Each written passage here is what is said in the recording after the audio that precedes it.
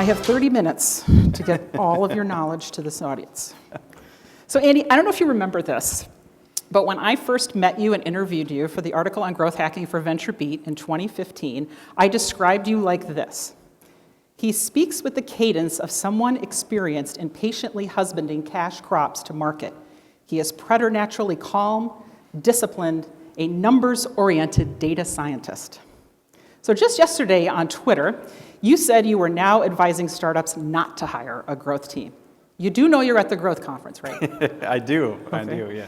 So how does that numbers-oriented data scientist that I talked to in 2015 come to believe here in 2019 that startups shouldn't hire a growth team? It's a good question. So I think the short answer is I arrived there by coming full circle in my career.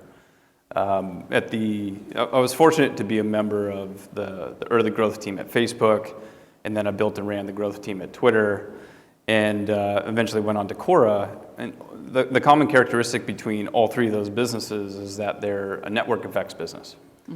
And the role of a growth team within a network effects business is essential, because effectively the thing that you're working on is optimizing a few of the variables that drive the network effect.